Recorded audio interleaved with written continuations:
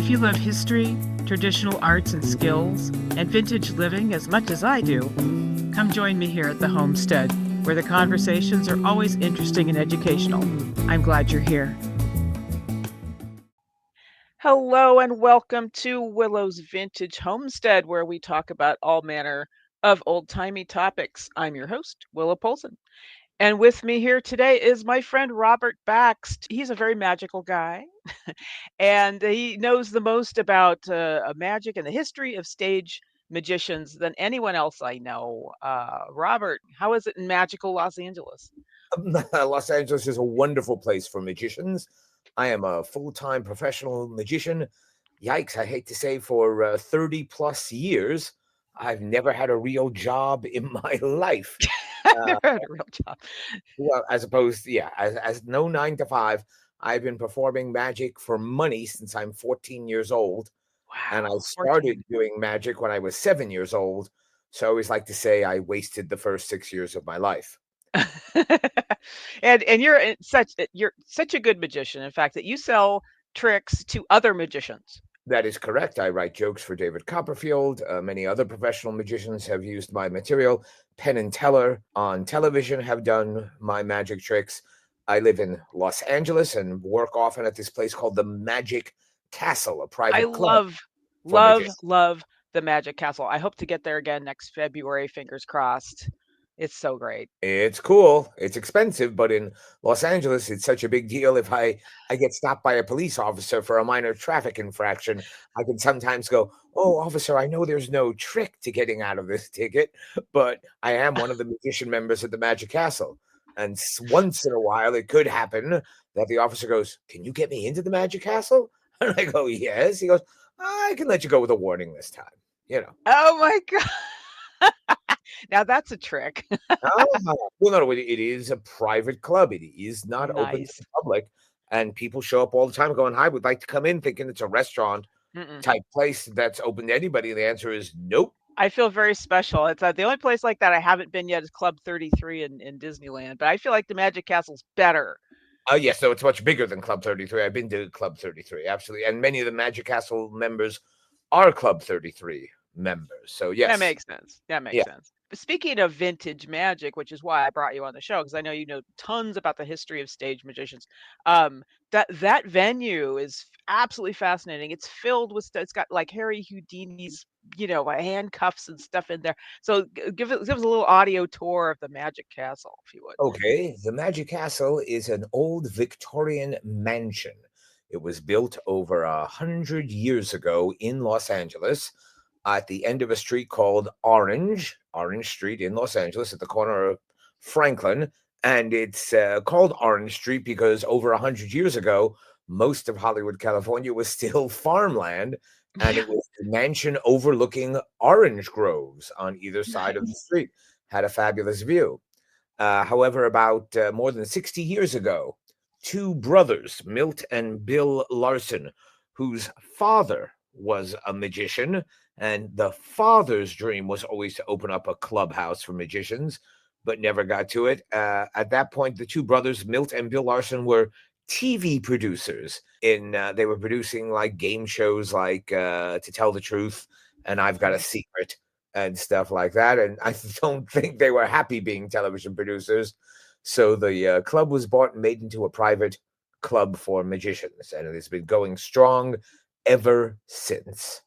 And because it's an old Victorian mansion, it's actually bigger on the inside than it looks on the outside. What happened is, as they expanded the Magic Castle and other old mansions from the same era were being torn down, they would literally, in the middle of the night, go over to these mansions that were being torn down and the stuff that was being thrown away, like the Wow. wood, the filigree, the odds and ends, the flotsam and jetsam, they would grab out of the dumpster and bring back to the Magic Castle, Oh my God. get it to match and expand the Magic Castle. Did After not know that. That's super interesting. And I know the inside, it's like this labyrinth almost. There's all these little passageways and teeny staircases. I mean, there's the big showrooms, of course, but you get like into the not I don't say the bowels of it, but I mean, like way in the back. It's Well, no, like we it's call it very the Magic mysterious. Castle Aerobic Stair Challenge because since it was not designed for a nightclub, but it was originally a mansion. There were like servants' quarters upstairs. There were basements. That Magic Castle actually has two separate basements. Each one has now been turned into a performance venue Hmm. and expanded and brought up to code. Nothing to Oh, worry about if right, right. anyone's listening. But yes, it's quite an odd place with all sorts of nooks and crannies. We think of it as a magic English muffin, all sorts of nooks and crannies where with the melted butter as magicians doing magic tricks. And of course, Okay. I love that. It's so weird that it's wonderful. it's decorated with all sorts of antique magic and posters and things like that. It's a Yeah. great place. If you can ever get in, you'll spend a lot of money, but it will be worth it. It's absolutely worth it. Yeah, completely. And yeah, I mean, you do need to know somebody like Robert Baxt or some of my other magician friends that yeah.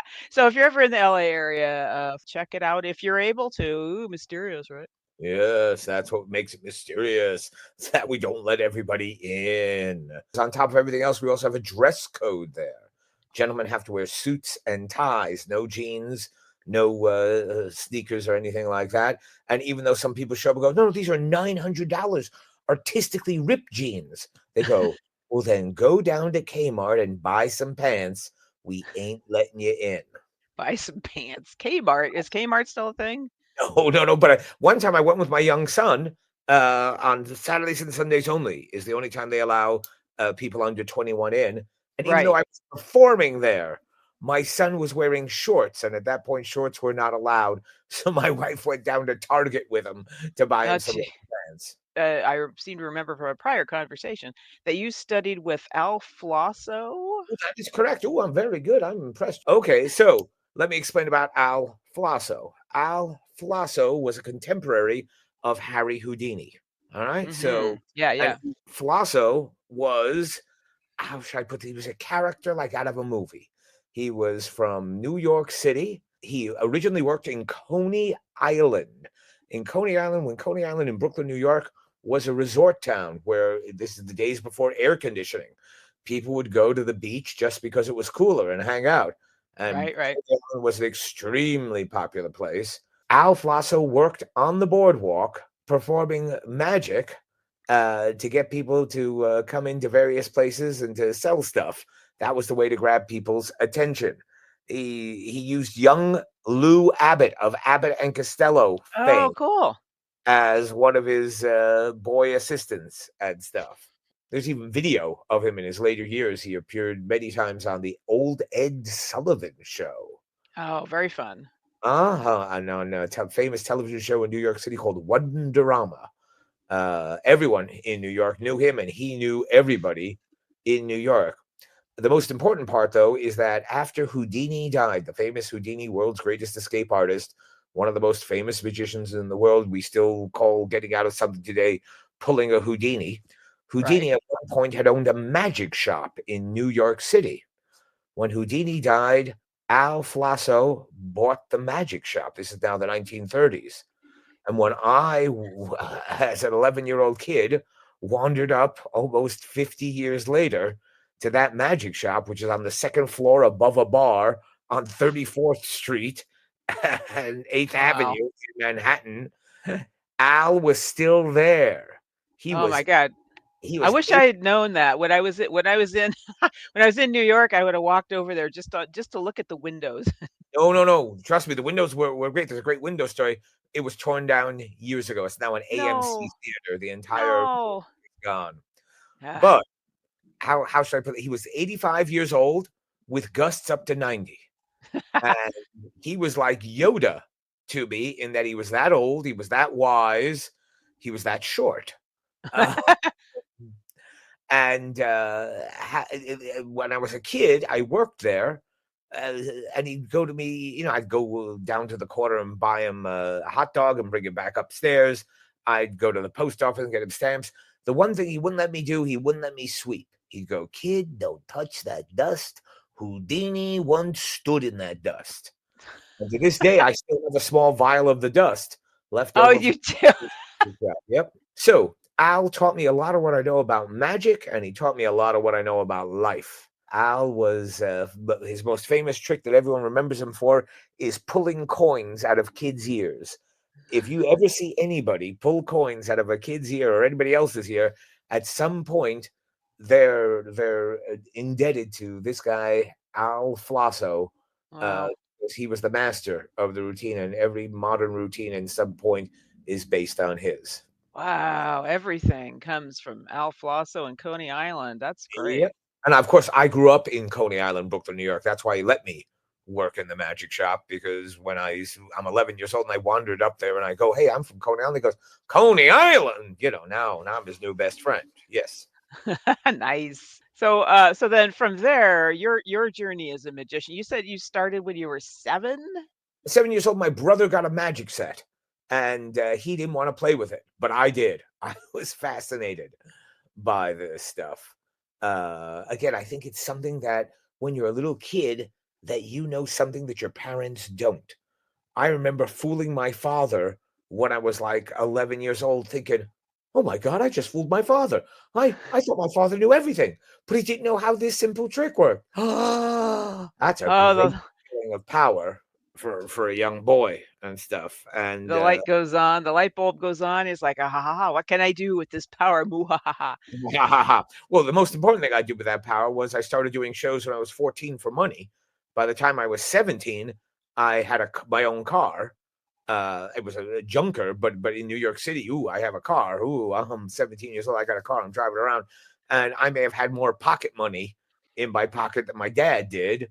Because I was living at home and my parents were paying for everything, so all the money I Mhm. made was mine, and I could buy more magic tricks with it and stuff. Nice. And of course, this is now the late 70s and early 80s in New York City, and there's a renaissance of magic because of a magician named Doug Henning. Many people don't remember Doug at this point. He was eclipsed later on by David Copperfield, but Doug Henning created a renaissance in magic because up until Doug Henning, magicians were considered stodgy guys in tuxedos and tails, black top hat. That was the standard caricature of a magician.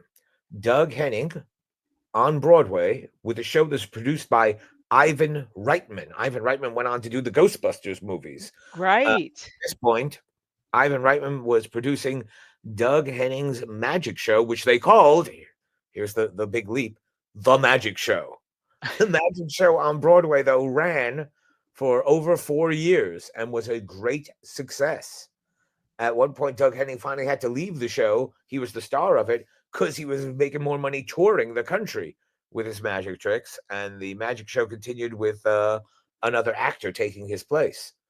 Also in the show was David Ogden Stiers. David Ogden Stiers went on to perform on MASH as Colonel Winchester and to be the voiceover in many Disney movies. Right, David right. Stiers played a comedy magician who was the foil and villain in the film and in the movie version and in the play, The Magic Show. And of course, this led to television specials, which Doug Henning did. I remember those. Boy, I Well, watched the heck out of those. that's it. There's no such thing as a television special anymore these days.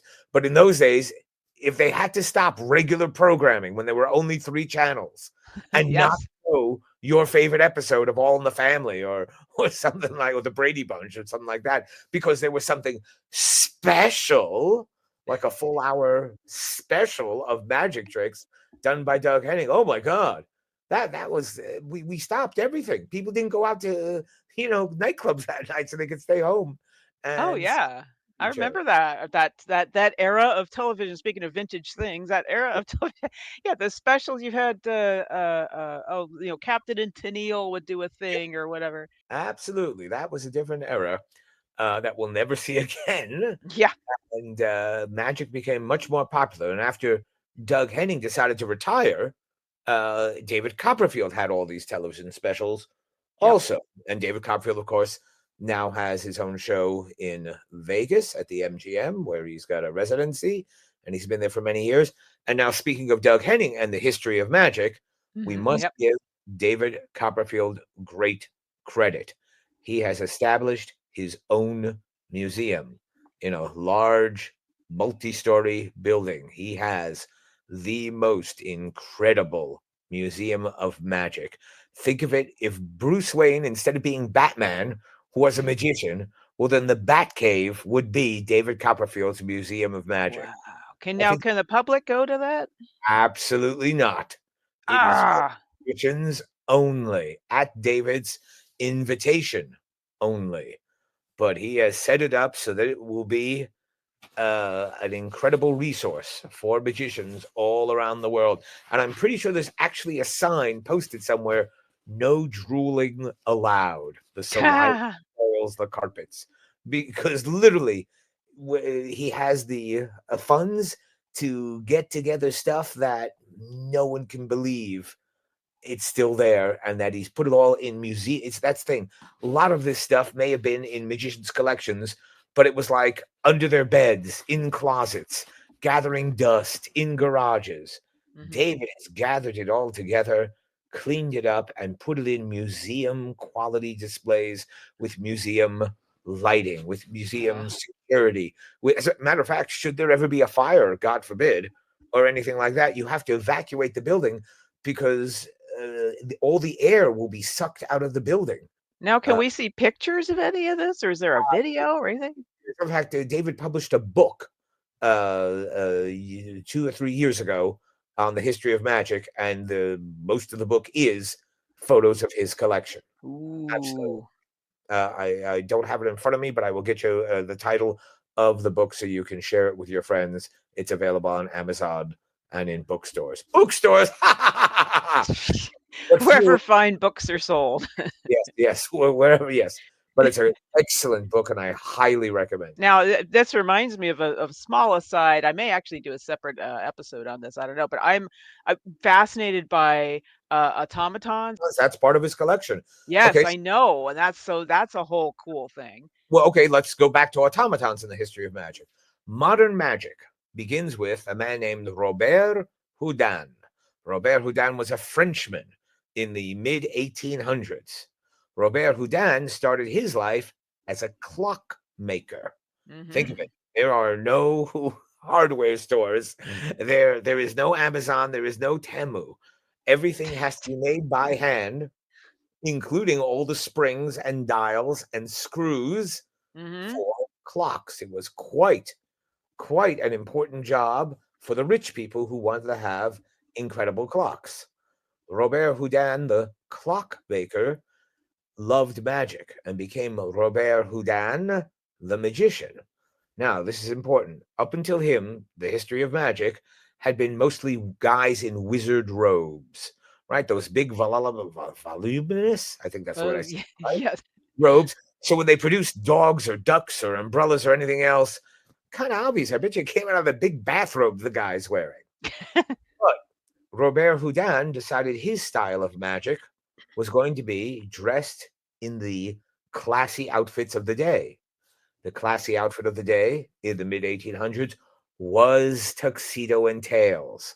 That's why the classic cartoon of a magician is a guy in top hat and tails, because Ah, of Robert Houdin. But being a clockmaker, he not only did magic, he produced automatons. He produced incredible clocks with all sorts of movements where things you can't imagine. I wish, again, I wish this was video so we could show of this stuff. So part of the David Copperfield collection and part of the history of magic would definitely include all sorts of spring wound automata. I mean, they're not just wind up toys. These things can write yes. signatures. Some of them can get up and talk. You think, seeing Walt Disney get up and move at Disneyland these days, instead Uh-huh. of great moments with Mr. Lincoln, it's great moments with Walt Disney. All this does come down to starts with automata and magicians. And then there was the chess player. Yes, of course, which is actually a magic trick. Because Yes. while the automata of this Turk, the chess player, looked like it was a robot, it was actually a magic trick with a midget inside. Who Down was in the base of the cabinet, yeah. Yeah, but the cabinet was made like a magic trick. So it looked like you could open up the cabinet and show the inside of it, and you would see gears and springs and Mm. sprockets and stuff. But no, it was actually hiding a midget, even though it was incredibly up close. You couldn't see. It looked exactly like what it was supposed to be, some sort of automata, but it wasn't. Right. I don't think there's any midgets who can play chess who are still doing that these Uh, days. yeah, But upside down and backwards, right? I yeah, mean, yeah, it was a tight squeeze. But I suppose if you're a little person in those days and someone offered you a couple of pounds a day, that was, oh, heck yeah. Well, they had to be good at chess though, too. well, that's it. There you go. That's a great job for a little person in those Yeah. days. Yeah, like that's what I was saying, upside down and backwards because they have to play the move the arms of the guy and have it they're underneath the board and it's this whole anyway, yeah, I've heard about this and wondered I wanted to see it. Is there one that exists that is operational? I'm pretty sure David Copperfield may have one in his museum. That's yeah, there you go. Yeah, There that you would be go. nice for it. Yeah. So the most important thing about Robert Houdin, the French magician, to today's audiences is that young Eric Weiss in the late 1800s, his hero was the French magician Robert Houdin, and young Eric Weiss changed his name to Houdini. Ah, there it is. There you go. There would be no Harry Houdini, world's most famous magician, without Robert Houdin. Again, I'm pronouncing it the French way, Houdin, but it's spelled Houdin. And somehow, young 12-year-old Eric Weiss thought that if you added an I to the end of a word, it made it sound like you are an imitator of that person. So that's why to this day, his name is Houdini, and you find all sorts of old time magicians' named Cardini, Carazini, so Houdini, that type of thing, because it all starts with Robert Houdin and Eric Weiss becoming Houdini. Oh, So now, wow. Houdini starts in vaudeville. We have to go into vaudeville for a moment because we have to explain to the listeners there was a time when people didn't have computers and podcasts, right? There was Right. a Hello. when, even before TV and even before radio, when with the rise of the middle class, there were people who finished work at the end of the day and then had nothing to do all evening. They could read a book, but sometimes they didn't even have electricity, or reading a book by candlelight can be different. So there arose in the mid to late 1800s into the early 1900s vaudeville. Vaudeville was a variety theater. And in these theaters that became popular all across the country, they had all sorts of variety acts. There were jugglers, there were comics, there were singers. The comics went on to become famous. They became the Marx Brothers. They Yes. became George Burns. They became Bob Hope.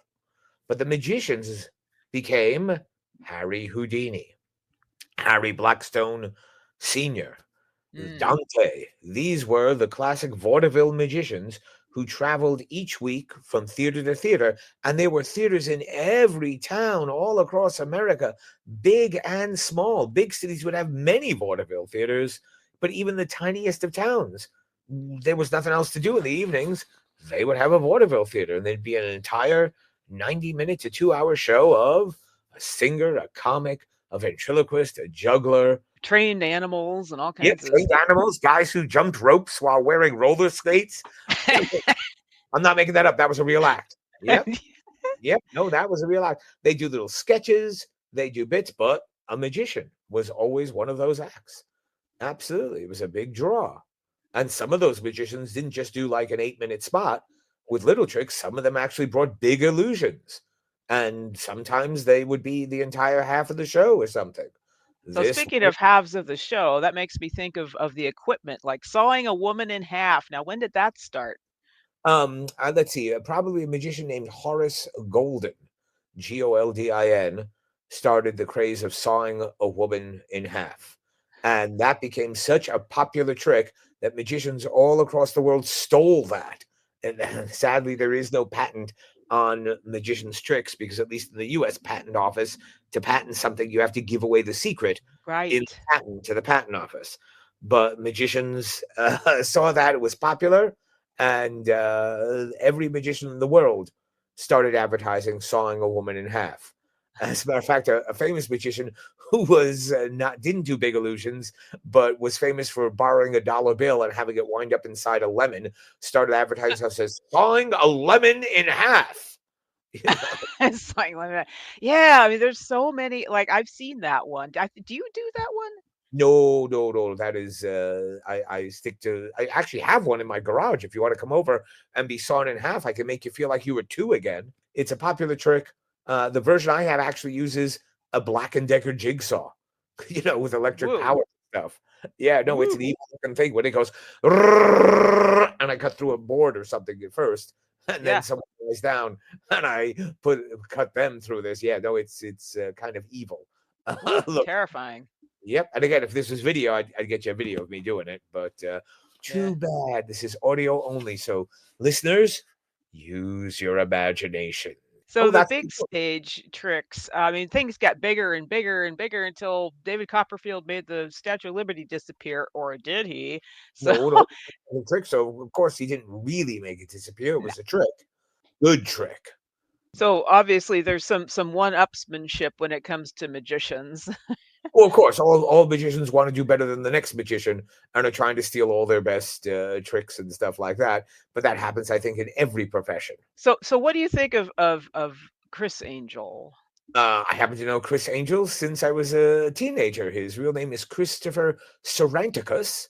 His father owned a Greek diner on Long Island, New York. Well, he had his time in Vegas, and it seems that his time in Vegas has passed. He had a big sale at his warehouse of many of his props. Oh, Uh, really?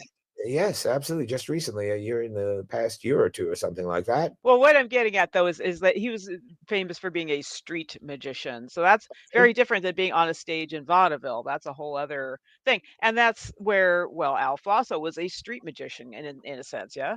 Yeah, well, yes, he was performing for people on the street as opposed to people sitting in a theater with the seats bolted down facing a stage. But if you Right. can perform on the street, as a young child, I actually performed on the street when I was 16 years old, where all the Broadway shows are in New York City. People would gather before the show started and stuff, and I Uh, would stand there underneath a lamppost, doing little magic tricks and stuff with a hat in front of me. And sometimes I think I was 16. I think they may have thrown money in my hat, not because my tricks were so good, but because they took pity on me. oh, But gee, no, now I don't believe that for a minute. okay, but again, that especially in Europe, you still see many street performers, and even all across the country, you still see street performers. It's a tough business these days for street performers, mostly because nobody carries cash anymore. Yeah, No, no, no, right. Do you take Venmo? no. And that's what street performers do. They actually have QR codes. Use Zelle and PayPal and Venmo Oh, to what a give them some world. money if they enjoyed the show. To my mind, that's got to be tough though, because having the cash in your pocket makes it easy. Oh, I got to open up my phone and I got to scan Right. this. But there are guys who do this, and I have the utmost respect for them. It's an Well, entirely different branch of magic. this has been such a fun time, Robert. Can you give us a parting magical thought for our listeners? Of course, I can. Here's the thing about magic: it will always exist. For this reason, especially, people are tired of their screens. Everyone has a screen in their pocket, everyone has screens in their homes. At some point, this becomes brain rot. Yeah. Yet, when you see a magician perform, and it's not CGI, it's not AI, it's not Photoshop, when you're there live and you realize it's not edited, and you can't replay it and you can't pause it, you're there live. The fact that the magician is standing there with nothing more than a piece of rope and a scissors or some colored scarves or a playing card, that is so cool. In the same way, when you go to the beach and you see those incredible sand sculptures and you realize, wait a minute, that's nothing more than sand and water and the artistry of the artist. Well, in the same way, magic is great because it's nothing spread thin without AI slop, without CGI, without Photoshop, without editing. That's what makes live performance great. And I urge all of your listeners to go watch a magician and feel the magic. Wonderful. Wonderful. I couldn't have said it better myself, and that's why you're on the show. Thank you so much, Robert. I've had so much fun. And to my listeners, there's more great shows coming up. Stay tuned for future wonderful episodes with excellent, wonderful people like Robert Baxt. Thanks, and bye, everybody. Bye bye.